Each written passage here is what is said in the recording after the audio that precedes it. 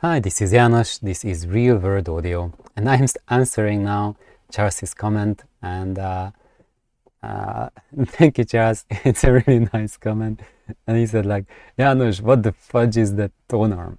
What tone arm? Oh, this tone arm, the big one. Uh, Actually, that's a long story, and I have a couple of videos on it already, but now I don't really want to go into it in too much details because that would take forever, and then we wouldn't see the rest of your questions answered. But long things short, this is the ancient technology. So when I started my audio journey, and I had a Rega RB300 tone arm on my Rega P3, and I wanted something better, improve it. But at that time, I really did not have like thousands of dollars, just coming left and right. So I started playing around and building tone arms for myself.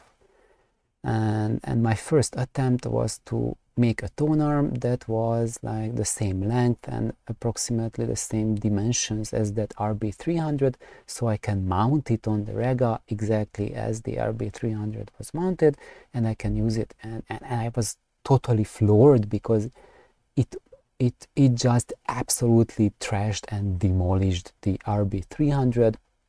And then I showed it to my mentor, Stu Ono, and he told me, yeah, nice, but János, if you are thinking about these wooden tone arms, then you should really have a look at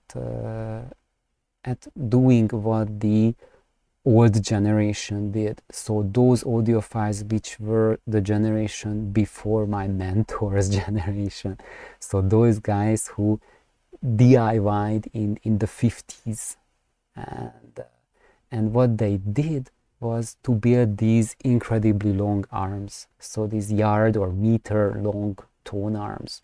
And that's because when you have that long arm, then the tracking error is vanishingly low, it disappears, and also there's much bigger stability for the arm. Basically it becomes a rock solid platform, and not a little flute, wobbling in the wind and being sensitive to every hiccup and whatnot, but that's something absolutely hyper massive. And then I built my first long tone arm. I literally built it from a yardstick. So I used the yardstick and put the counterweight on one end and the cartridge on the other end, and that was just hyper massive. The change that it brought to my Rega and to my system was nothing short of day and night. Even on top of that wooden arm, it was just beyond any belief that I expected to hear, expected to experience. And anyway, now I don't want to spend more time on that, except that building long arms is something that for everyone. You can play around with it.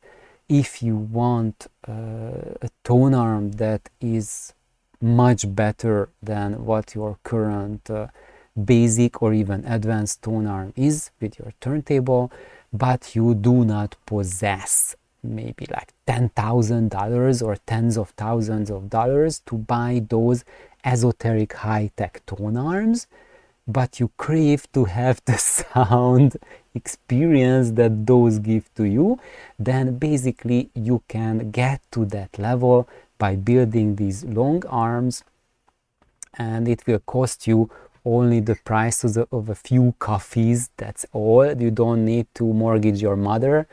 And so basically it's a way to achieve sound in a real world setting. So just a comment, that's why I call my channel Real World Audio, because I'm giving real world advices that we can put to use to elevate our audio experience without getting broke, too broke in the process. So that's my long Tonearm story short. And of course, we can, you know, bicker about it, that there's this $50,000 Tonearm and it's 0.5% better than the long Tonearm, or something like that, or it measures better, whatnot. I don't care. I'm not into dick measuring contest. I don't care if something is like 2% better or whatnot. It's fine if you want to measure things. I also love to measure things. It's really awesome. But what I am really into is to provide something that makes an impact for you.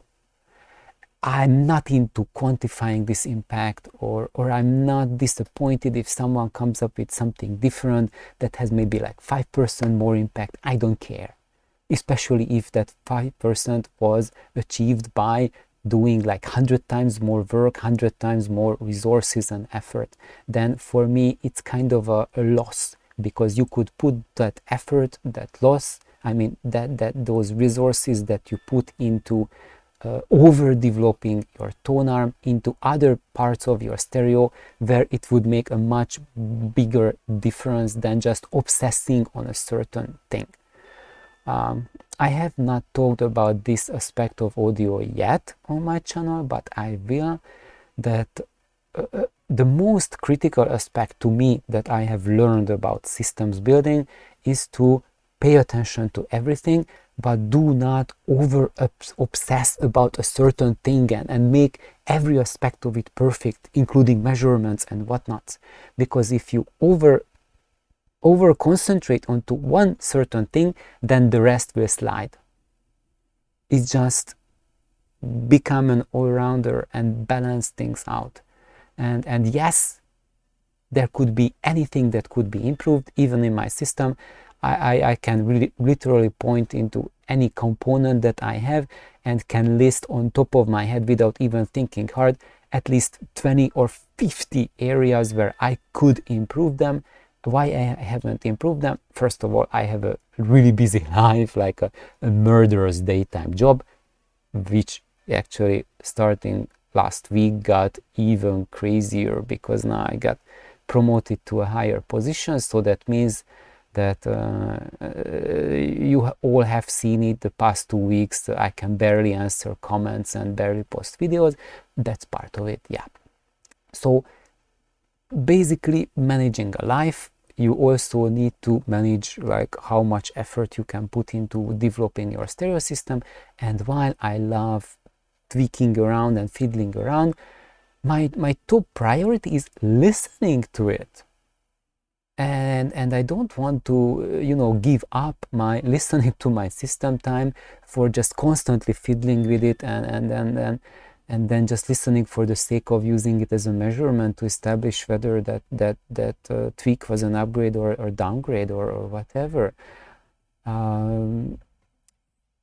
I really have done a lot of that, and now I'm in that stage of my life that my system brings me 110% joy in the experience, and I just do these tweakings for all of you to learn about it, to show how it's done, to show how I am doing it. And it doesn't mean that that's the only way to do it. It doesn't mean that's the perfect way to do it. Yeah, for everything I show, there's like at least 10 comments or 100, and with all valid points how it can be done better. Why I didn't do it like that, even though I know about most of them, because of practicalities. Everything has to be practical to balance it out in real life. And there's much more to the comments, so I think I will answer about the void pipes and the Lepeti in another video, but I'm going to do that because there were several questions already about the Cube Audio speakers and why I stopped talking about that. Why have I given up on them, or what's going on, or don't I think they are good enough? So I think you all deserve an answer for that, and hopefully that will be my next video. So thank you, Charles, for your fantastic comment, and have an awesome day. Bye bye.